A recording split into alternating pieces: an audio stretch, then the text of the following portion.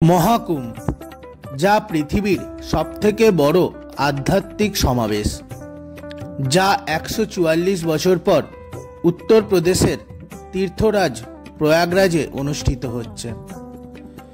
মহাকুম্ভ শুধু একটি ধর্মীয় আয়োজন নয়, এটি বিশ্বাস, ঐক্য এবং হাজার বছরের পুরানো সংস্কৃতির এক অনন্য উদযাপন। মেলা শুরু হয়েছে ১৩ই জানুয়ারি থেকে, চলবে ২৬শে ফেব্রুয়ারি অবধি। কেউ যাচ্ছেন মোক্ষ লাভের আশায়, কেউ বা তার জীবনদশায় করা পাপ খণ্ডনের উদ্দেশ্যে। আমরা খুবই ভাগ্যবান, এই যোগ আমাদের আগের দু পুরুষ দেখতে পায়নি, আর পরবর্তী দু পুরুষও দেখতে পাবেন না। তাই এই অমৃত ক্ষণের সাক্ষী হতে আমিও বেরিয়ে পড়লাম কুম্ভের উদ্দেশ্যে।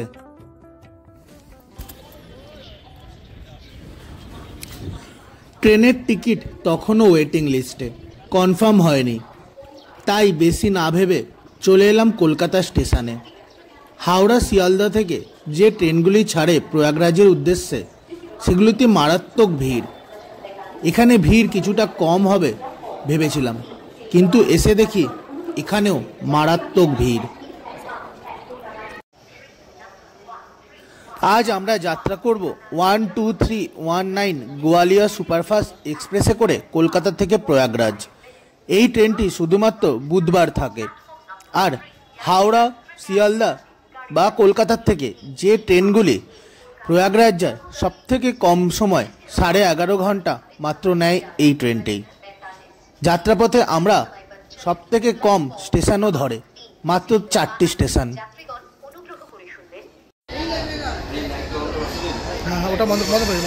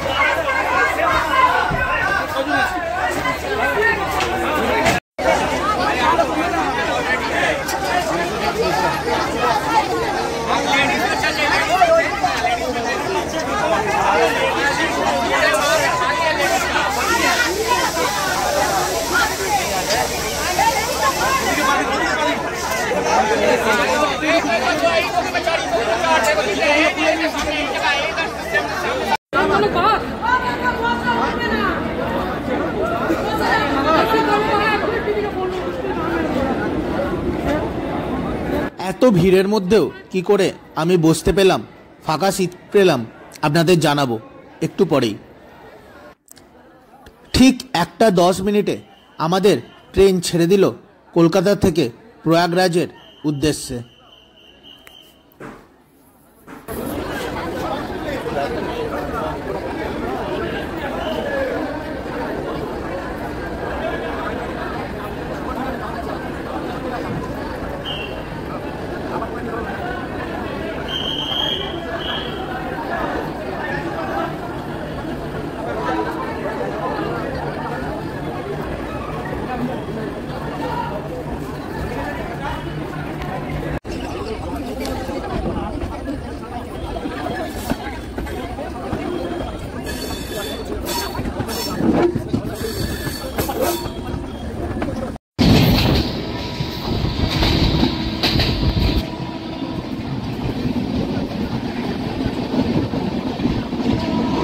ট্রেন এখন পার হচ্ছে দমদম জংশন। এখান থেকে একটি রাস্তা দক্ষিণেশ্বর হয়ে মিশবে ডানকুনিতে গিয়ে, ও অপর একটি রাস্তা চলে যাবে শিয়ালদা মেন লাইন নৈহাটির উদ্দেশ্যে।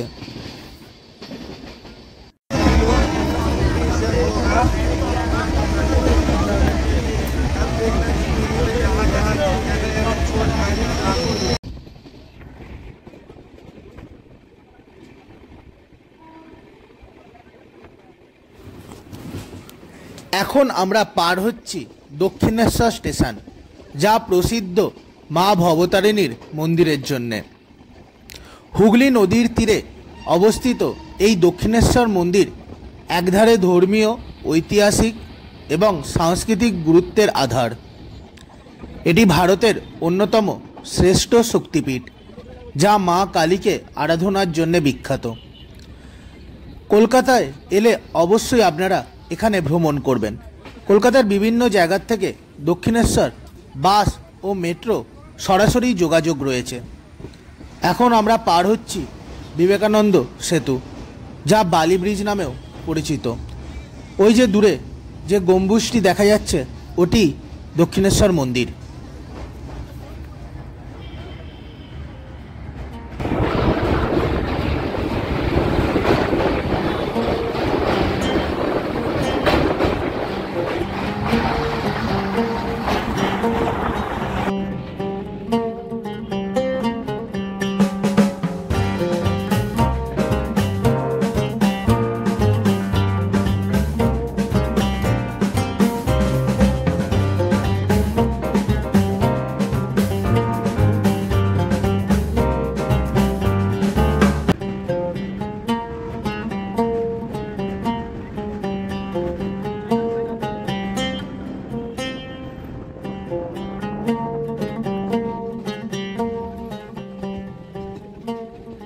এখন আমাদের ট্রেন পার হচ্ছে ডানকুনি জংশন। এখান থেকে 3টে লাইন ভাগ হয়ে যায়। একটি লাইন চলে যায় শিয়ালদা বা কলকাতার দিকে, একটি লাইন চলে যায় হাওড়ার কড লাইন, ও অপর একটি লাইন বাঁকড়া আন্দুল হয়ে মিশে যায় সাউথ ইস্টার্ন রেলওয়ের সাথে।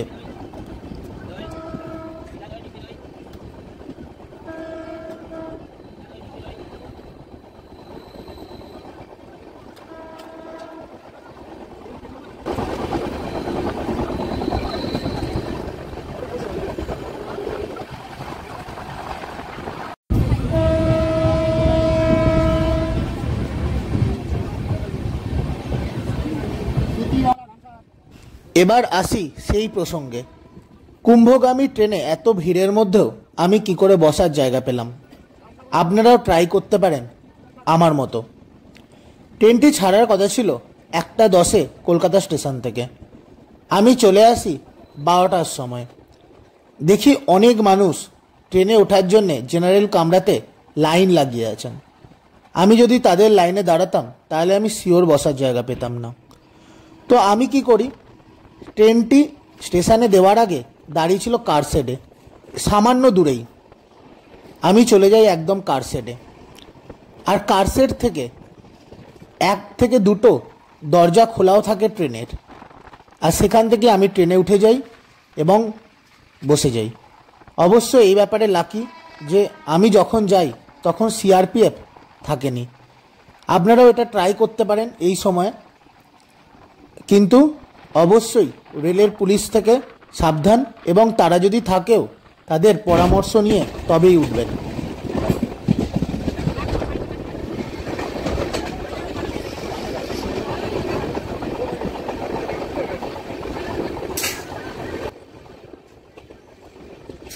আমাদের ট্রেন এখন পার হচ্ছে বর্ধমান জংশন। বর্ধমান জংশনে এই ট্রেনের কোনো স্টপেজ নেই। এখন আমাদের ট্রেন নির্দিষ্ট সময়ের থেকে 15 মিনিট দেরিতে চলছে।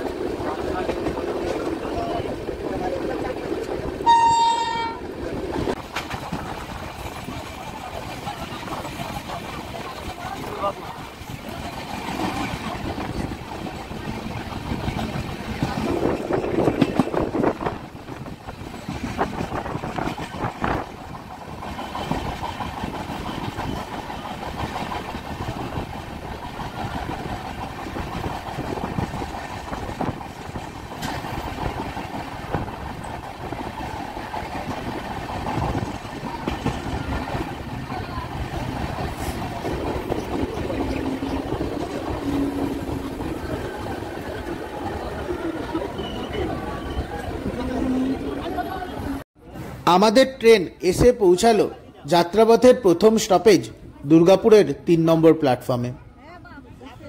ট্রেন তার নির্দিষ্ট সময় থেকে 45 মিনিট দেরিতে চলছে, আর 2 মিনিট অপেক্ষা করেই ট্রেন ছেড়ে দিল দুর্গাপুর থেকে।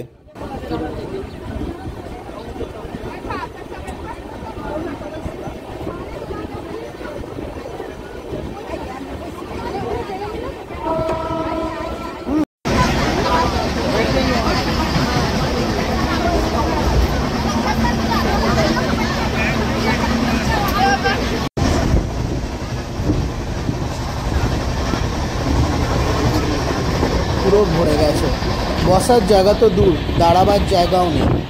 সমস্ত মানুষ মাটিতে বসে গেছে। দুর্গাপুর থেকে এরকম ভিড়, এখনো বাকি আছে কত স্টেশন।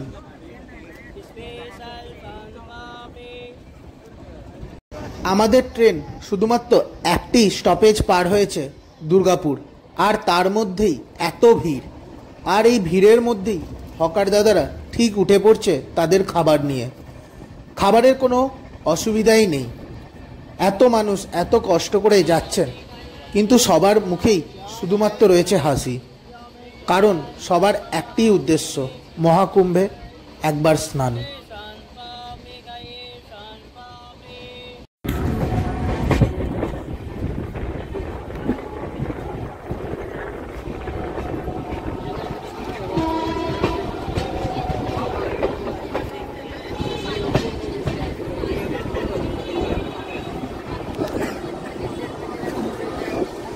নির্দিষ্ট সময় থেকে 1.5 ঘন্টা দেরি করে আমাদের ট্রেন এসে পৌঁছালো যাত্রাপথের দ্বিতীয় স্টপেজ আসানসোলে। এটিই হলো ওয়েস্ট বেঙ্গলের লাস্ট স্টপেজ এই ট্রেনের। এরপর ট্রেন ঢুকে যাবে ঝাড়খণ্ডে।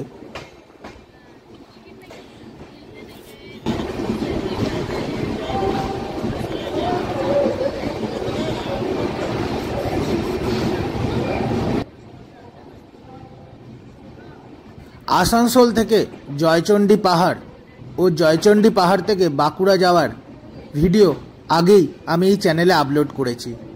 যদি সেই ভিডিও না দেখে থাকেন, আমি আই বাটনে ও ডেসক্রিপশান বক্সে তার লিঙ্ক দিয়ে দিলাম। ওই ভিডিওটি অবশ্যই দেখবেন। খুবই সুন্দর প্রাকৃতিক পরিবেশের মধ্যে সেই ট্রেন যাত্রার।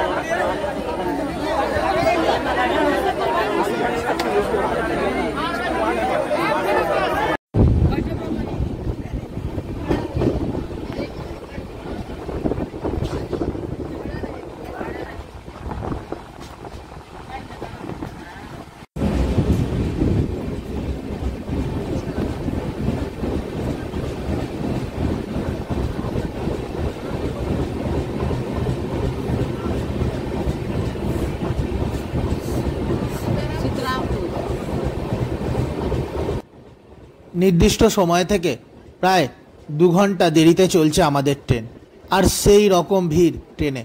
যদিও আমরা বসার জায়গা পেয়েছি, তাও ভিড়ের জন্যে অস্বস্তি তো হচ্ছেই। ট্রেন পৌঁছানোর কথা প্রয়াগরাজ জংশনে রাত 12টা নয় 12:30টার সময়। জানি না কখন গিয়ে পৌঁছাবে এই ট্রেন। তারপর রয়েছে ত্রিবেণী সঙ্গমের দিকে হাঁটা।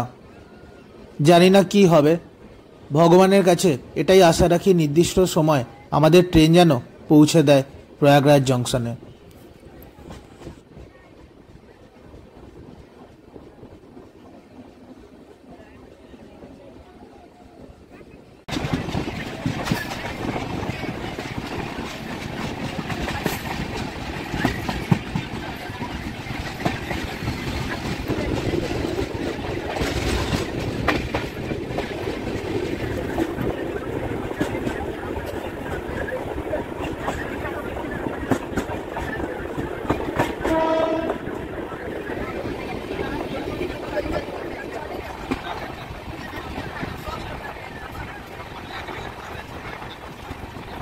আমাদের ট্রেন এখন পার হচ্ছে বরাকর স্টেশন। আর এই বরাকর স্টেশনের পরেই আসবে দামোদর নদীর ব্রিজ।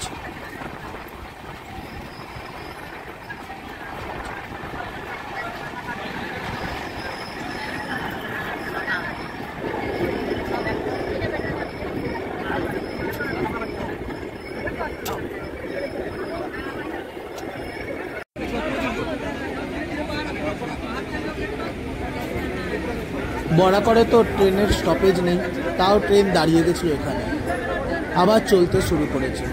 নির্দিষ্ট সময় থেকে প্রায় 2 ঘন্টা 15 মিনিট দেরিতে এখন আমরা চলছি।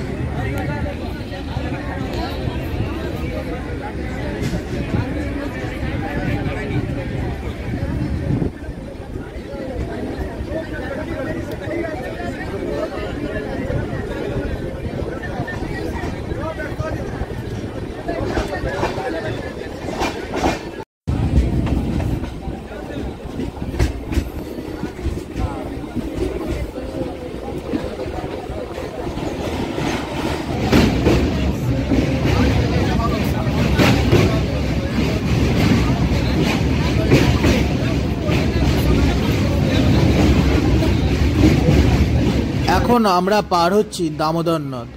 এই দামোদরের একদিকে রয়ে গেছে পশ্চিমবঙ্গ এবং অপরদিকে শুরু হবে ঝাড়খণ্ড রাজ্য।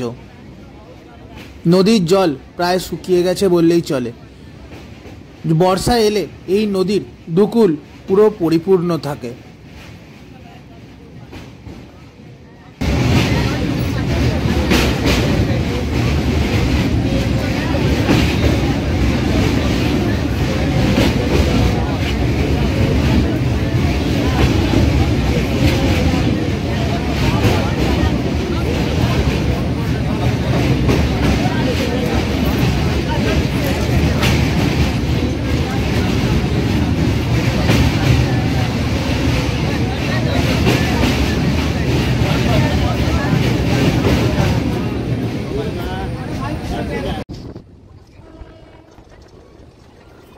আমাদের ট্রেন এখন স্কিপ করছে মুগমা স্টেশন।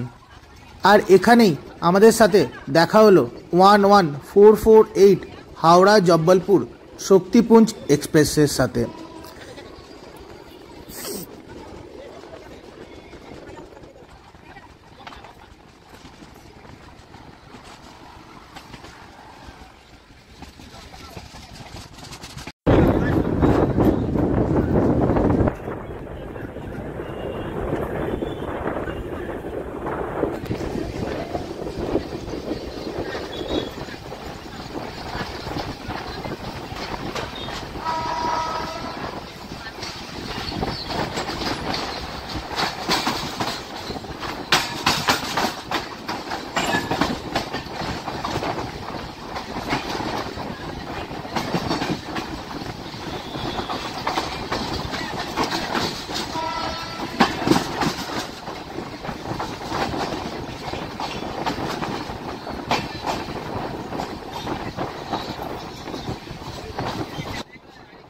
আমাদের ট্রেন এসে পৌঁছালো তার 3 নম্বর স্টপেজ ধানবাদে। আর শুরু হলো ঝাড়খণ্ড রাজ্য।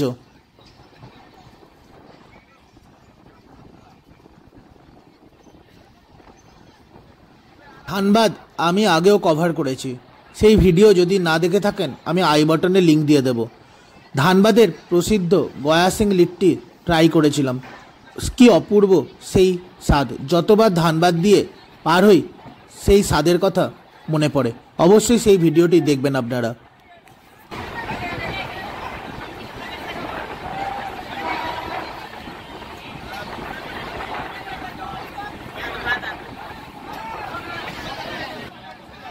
কি মারাত্মক ভিড় দেখুন, মাত্র 2খানা জেনারেল ক্লাস।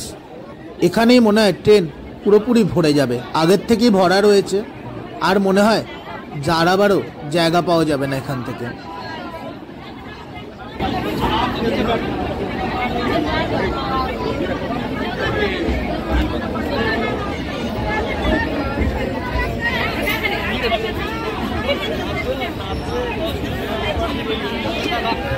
कोई मोबाइल लेगा ध्यान रखना। ট্রেনের ভেতর তো দূর, ট্রেনের বাইরেও লোক ঝুলছে। আর সিআরপিএফের এদিকে কোনো লক্ষ্যই নেই। জেনারেল কামরায় যত পারে মানুষ উঠে যাক, তাদের কোনো দায়িত্বও নেই। কিছুদিন আগে দিল্লিতে কতজন মানুষ পদপিষ্ট হয়ে মারা গেছে ট্রেন স্টেশনে, তারপরেও সিআরপিএফের কোনো এদিকে দায়িত্বও নেই।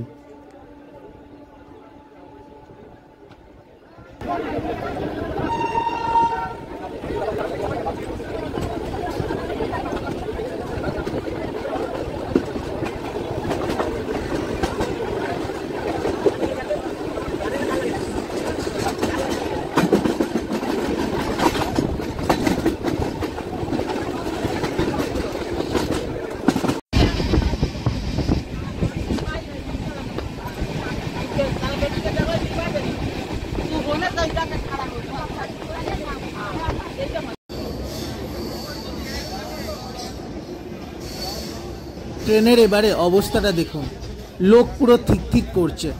যে কামরাতে মিনিমাম 150 জন যেতে পারে, সেই কামরাতে মিনিমাম 1000 থেকে 1200 লোক উঠে আছে। ট্রেনের টয়লেটেও যাবার কোনো রাস্তা নেই, ট্রেনের টয়লেটে অবধি লোক ভরে ভরে আছে। গভর্নমেন্ট ট্রেন তো বাড়িয়েছে, কিন্তু যাত্রীর কমবে যাওয়ার ধারণা ওর থেকে অনেক অনেক বেশি।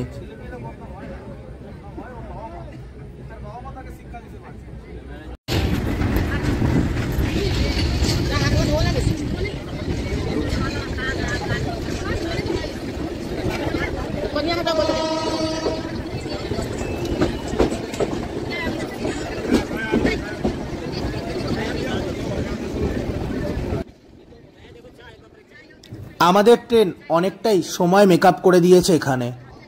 নির্দিষ্ট সময় থেকে প্রায় 1 ঘন্টা 15 মিনিট দেরিতে আমরা এসে পৌঁছালাম বিহারের অন্যতম স্টেশন গয়া জংশনে।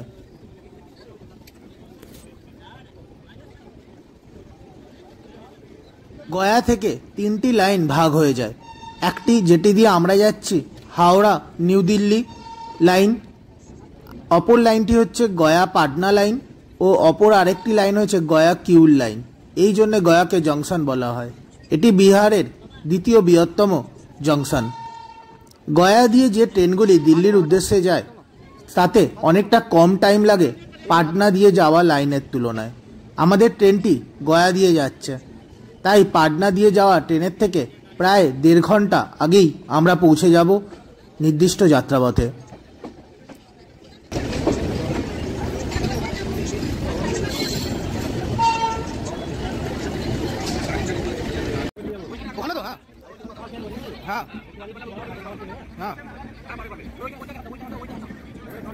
আমাদের ট্রেন অনেকটা সময় মেকআপ তো করেছিল, বাট গয়া জংশনে 10 মিনিটের জায়গায় 30 মিনিটের উপরে ওয়েট করে আমাদের ট্রেন।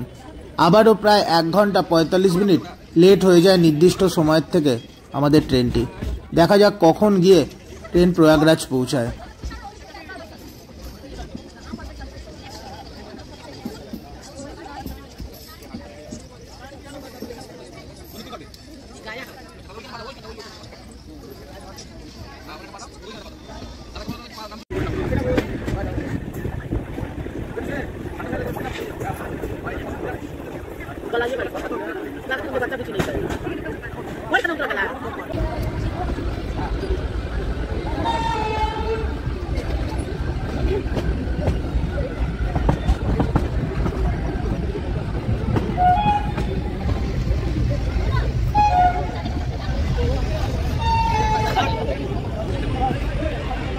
প্রায় 235 কিলোমিটার ননস্টপ চলার পর আমাদের ট্রেন এসে পৌঁছায় পণ্ডিত দীনদয়াল উপাধ্যায় স্টেশনে, যার আগের নাম ছিল মোগলসরাই স্টেশন।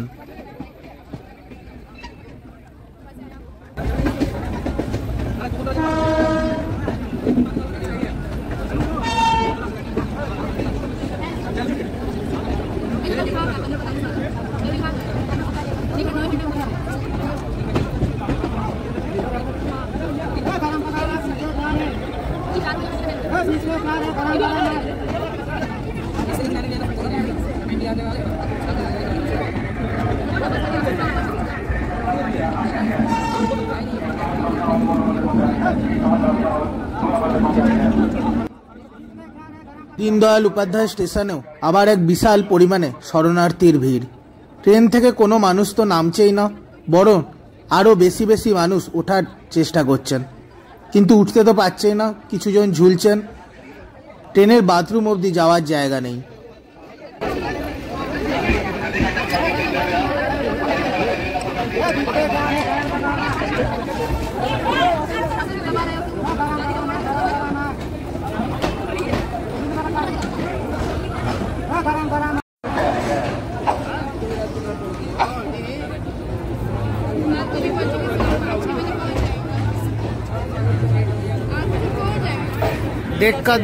देखे जाइए।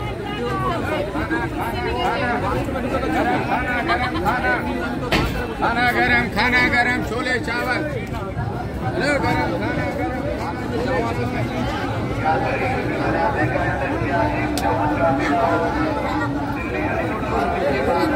পণ্ডিত দীনদয়াল উপাধ্যায় থেকে একটি লাইন চলে যাচ্ছে প্রয়াগরাজ হয়ে দিল্লির উদ্দেশ্যে এবং অপর একটি লাইন বারাণসী হয়ে চলে যাচ্ছে আগ্রা হয়ে দিল্লির উদ্দেশ্যে।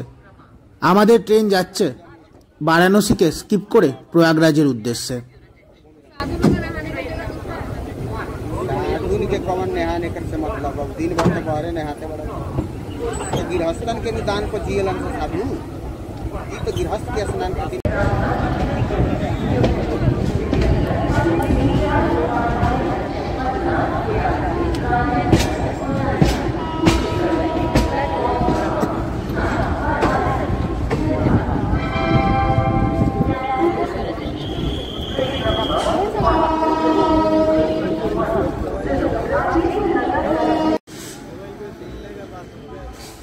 नहीं, इधर से दिखाई दे रहा है, कोई आएगा तो। প্রায় 820 কিলোমিটার যাত্রা অতিক্রম করে আমাদের ট্রেন নির্দিষ্ট সময় থেকে পিছিয়ে চললেও সময়ের আধ ঘন্টা আগেই পৌঁছে দিল প্রয়াগরাজ জংশনে। স্টেশনে ঢোকা মাত্রই আমরা নয়, সমস্ত মানুষের মুখেই যেন হাসি ফুটে উঠল। দীর্ঘ প্রতীক্ষার অবসান হয়ে সমস্ত মানুষ এবার যাবেন তীর্থরাজ প্রয়াগরাজে সঙ্গমে স্নানের উদ্দেশ্যে।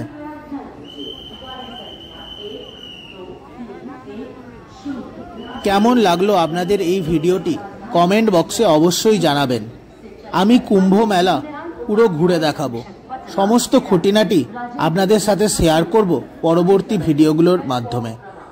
আপনারাও যারা আসবেন বলে মনে করেছেন কিন্তু ট্রেনের টিকিট এখনও কনফার্ম হয়নি, তাদের বলবো ট্রেনের টিকিটের জন্য ওয়েট না করে আপনারাও চলে আসুন এইভাবে। অবশ্যই এই আসা বয়স্কদের জন্য একদমই রেকমেন্ডেড নয়। যদি আপনার মধ্যে শক্তি থাকে ও মনে বল থাকে, অবশ্যই জেনারেল ক্লাসে চলে আসতে পারেন কুম্ভের, কারণ বারবার এই সুযোগ আসবে না। আবার 144 বছর পরে না আপনি থাকবেন না আমি, তো চলে আসুন। আর পরবর্তী ভিডিওগুলো দেখার জন্য চ্যানেলটিকে অবশ্যই সাবস্ক্রাইব করে পাশে থাকুন। আর যদি নিত্য নতুন আপডেট জানতে চান, ডেসক্রিপশন বক্সে আমার ইনস্টাগ্রামের লিঙ্কটি দিলাম, সেখান থেকেও ফলো করে দেখতে পারেন।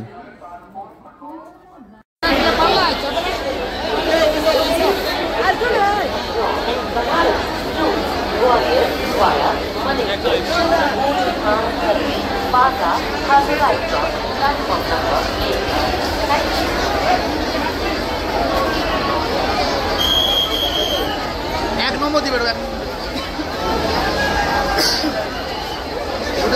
আগে তো বেরোই।